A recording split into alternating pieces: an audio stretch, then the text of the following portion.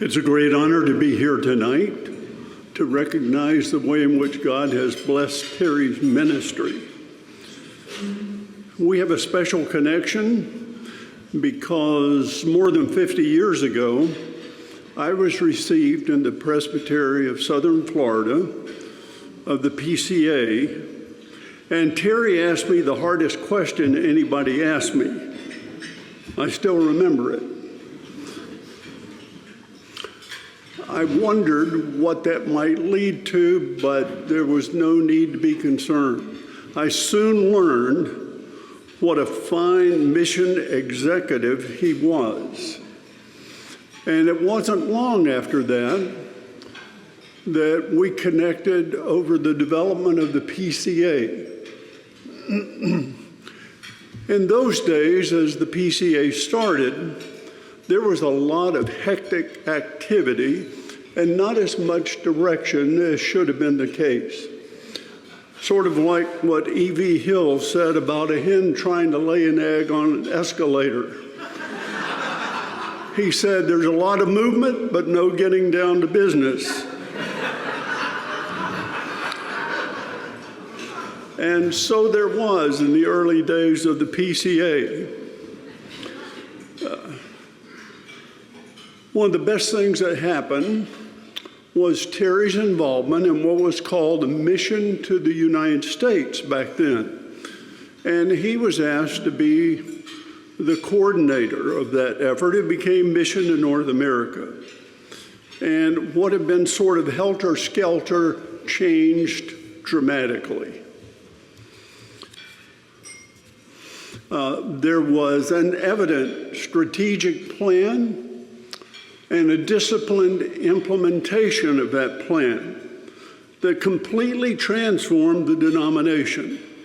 Whereas before, things had been occurring haphazardly and without the kind of direction that was really needed, Terry made all the difference in the world. He met with the big churches, persuaded them to commit major funds, and the PCA began to grow dramatically. Large churches were formed in major cities, and the PCA was never the same again.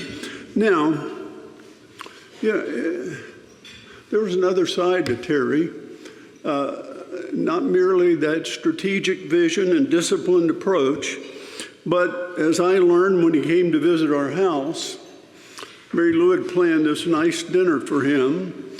And as we were about to go to the table, she discovered we were out of butter. Well, there was a little bit left, but not much. And so she gathered the children and she said, now look, be careful because we have very little butter. So we get to the table and our youngest daughter reaches over to Terry and she says, be careful with the butter because we don't have much left. Of course, Terry smiled, and carried on. It really made it better.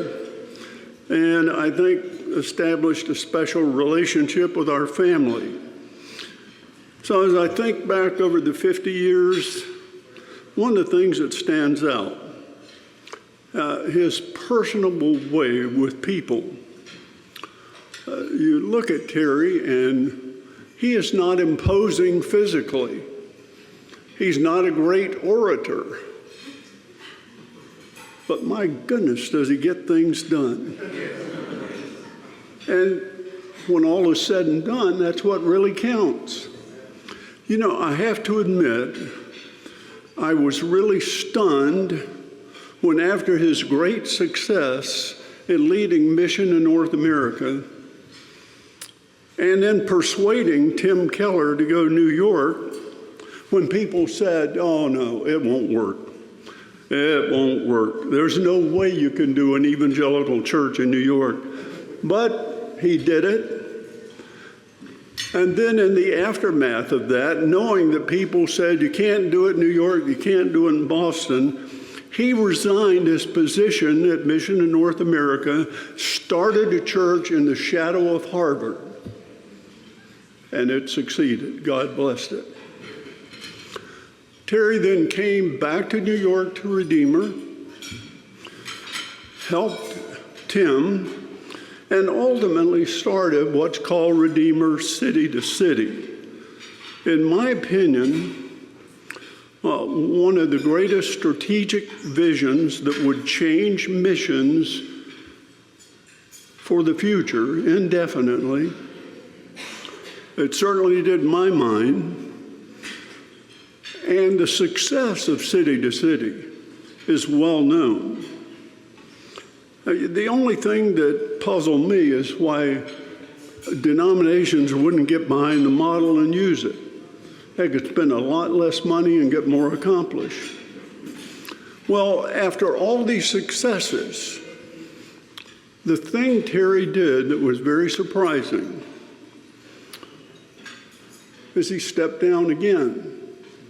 So he leaves Men in Action, he leaves 2 churches he started, he leaves Mission to U.S., Mission to North America, City to City, and he begins another ministry because he has a vision for the way in which God might use it. I hope you don't live too many more years, Terry, because I'm a little worried about what might come next.